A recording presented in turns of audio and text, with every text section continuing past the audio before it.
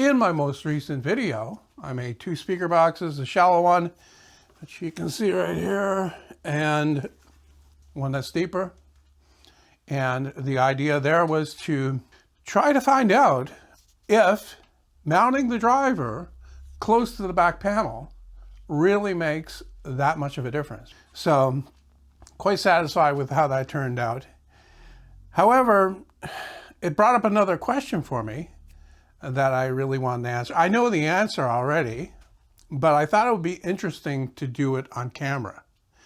And the question is whether you can take that rock wool insulation, that really itchy stuff, and instead of just putting it in the speaker as it is, if you can put that in a plastic bag and tie up the plastic bag and then put that in the speaker instead, so that you don't have those fibers making you itchy, and then you can actually put that in a vented box without any, paranoia about the fibers breaking off and coming out through the port and, poisoning the air and causing you to get lung cancer. So that's what I did. I took this here and I set it up first without any stuffing at all, once again, just to establish that there is a standing wave in there, and ran a measurement to show that, and that's what you're looking at here.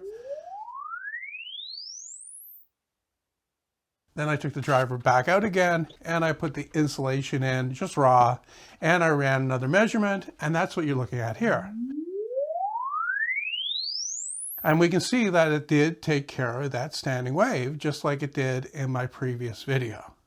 So next, I took the driver out once more, took the insulation back out, and put it in one of those plastic shopping bags that are against the law these days. I tied that up and I shoved it back inside the speaker and ran another sweep. And we can easily see that it is the identical response as the one where the insulation was just in there loose. So absolutely, take your fiberglass, take your rock wool. These are better stuffing materials. I established that a couple years ago with another video. Take those, put them in a bag, and then put those in your speaker, and then you don't have to worry about those evil fibers getting loose and poisoning your environment. Also, in that previous video, I did a recording comparing the shallow box to the deep box. And I said that I wasn't going to reveal which was which. I would do it in a later video. And as it turns out, this is that video.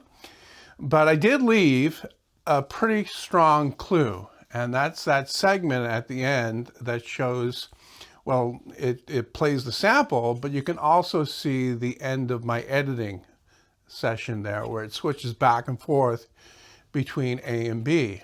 And if you pause and zoom in, or even just look closely at the screen, you can see that B is labeled tall and that A is labeled short. And to be honest, I went back and forth on whether I should leave those labels visible or obscure them in some way. I could blur them, no problem. But I thought it would be good to leave a clue. I want to leave some clue there for the people that are really interested. They could, look at that and see for sure which is which. Although there's always the possibility that I'm doing some more trickery. I could have renamed the files differently, and I actually thought about doing that, but I said, no, I'll leave it. However, it kind of skewed. I don't know if it's skewed. I don't know if it made the results unreliable. I really shouldn't have done it. If I had my time back, I wouldn't have done it. Okay, I would have blocked the labels on those, even though nobody left a comment saying you left the labels on there.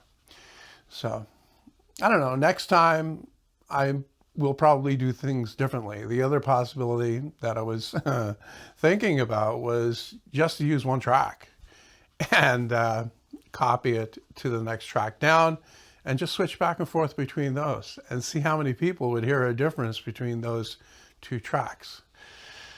But in the end, a lot of people guessed A, which was the deep one. So there has to be some, even if it's very subtle, because I can't hear it. I cannot hear it. On headphones And down in my listening room, playing on my good system, I cannot hear the difference. There might be a very slight difference in the bass with the deeper one, but it's very subtle. And that means, at least for me, that the difference is not a big deal. Certainly not as big as some people would have you believe.